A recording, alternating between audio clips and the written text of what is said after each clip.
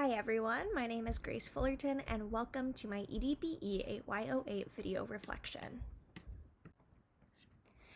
So prior to my experience in this course, I had very little knowledge about digital technology or how I could use it in the classroom.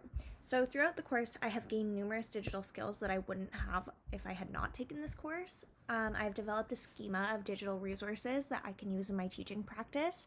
And additionally, now that I've learned how to use digital tools myself, I think that I will be more prepared to teach my students how to use these digital tools in their own lives.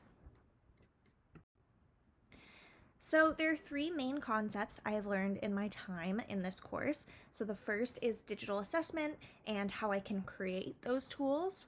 The second is digital design and how I can use it to present information or, on the other hand, have my students present their knowledge to me in a variety of forms that aren't just, essays or the typical traditional assessment forms. And then lastly, I've learned more about AI in education, which is a crucial topic for all educators now as AI develops and becomes a really prominent part of our lives. So first, digital assessment. So in week 5, we covered the concept of digital assessment and how digital tools can be used for both formative, summative, and diagnostic assessment. We learned about tools like Google and Microsoft Forms, Mentimeter, Kahoot, and numerous other digital assessment tools. In doing so, my TPAC knowledge has grown as I now know that various online tools can be used to determine what students know in reference to overall and specific expectations.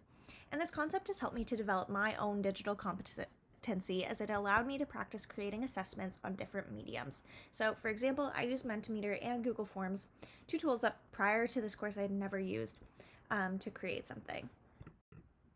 So on this slide, you can see an example of a summative assessment I made using Google Forms. So I asked a mixture of multiple choice, short answer, and long answer questions for students to demonstrate their learning in a variety of manners on a short quiz. And this is a tool that I found really easy to work with, and therefore that I will continue to use throughout my career. Next is digital design. So in this course, I developed numerous digital design abilities that I did not have prior to this course. In week 3, we created infographics to display information in an accessible manner. And this has influenced my TPAC knowledge because it has given me a way to present knowledge to students in a new medium, as well as to allow students to share their learning in a new and exciting way. Infographics can be used as assessment methods for numerous subjects such as history, science, geography, and really anything else. So in this slide, you can see my own example of an infographic that I made using Canva. So this session in the course aided my competency through teaching me about various technological tools that can be used to display information in diverse ways. And I am now way more familiar with these digital tools that I can use to make information more appealing to my own future students.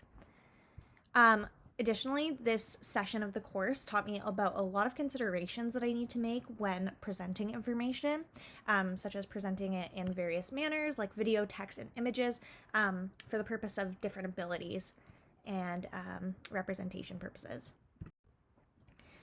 All right, the last concept that I learned about in this course was AI in education, which is crucial now as it continues to develop and become a more prominent part of all of our lives. My TPAC knowledge has developed in this regard as I now understand which pedagogical areas AI can be used to benefit learning by both teachers and students. So, for example, teachers can use it to create more effective lesson plans and ensure students are applying their knowledge appropriately.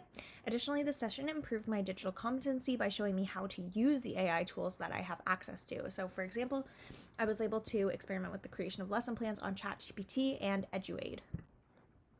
So what benefited me most in this course was all of the activities that we were able to complete in the lecture. They allowed me to experiment with new forms of technology without the pressure of a grade attached to them. So I used sites such as EduAid, Mentimeter, MindMeister, Microsoft Whiteboard, and many more, which helped me to create a bank of tech resources. So some challenges that I faced in the course were my own inexperience, where I was kind of using trial and error to complete class assignments as I was learning new functions. And the second challenge I faced was technological difficulties, as technology can have numerous benefits, but sometimes it has its downfalls. So, for example, I found my Google site glitching at times and resulting in things appearing differently than I would have liked. So, the future of technology and education.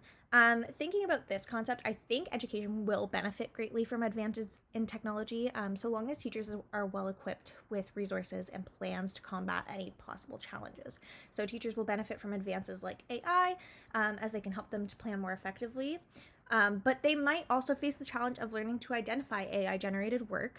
So, therefore, they should have kind of a bank of resources they can use to identify AI and student work, and a background knowledge of what this might look like. Additionally, advancements in technology offer a wider variety of mediums for both teachers and students to use to present information for both instruction and assessment. So, what are my future goals with using technology in my teaching? I hope to use technology in my teaching to meet the learning needs of all of my students. So, for example, I can use tech to provide various options for assignments so all students can show their learning in a way that meets their own needs. I can also use technology for differentiated instruction purposes. So, for example, I can use speech recognition technology for students with communication disorders, and there are numerous other forms of technology that can help students with a variety of needs. So, my experience creating this video. I really enjoyed my experience creating this video. It has provided me with yet another manner of presenting information that I can use in my teaching career. Additionally, it was beneficial to reflect on my own learning throughout the course, as it allowed me to consider how I can practically apply my newly obtained skills in my teaching practice. Overall, my experience in this course was very positive. I obtained numerous resources and skills that will benefit me and my future students technologically throughout my career. Thank you for listening.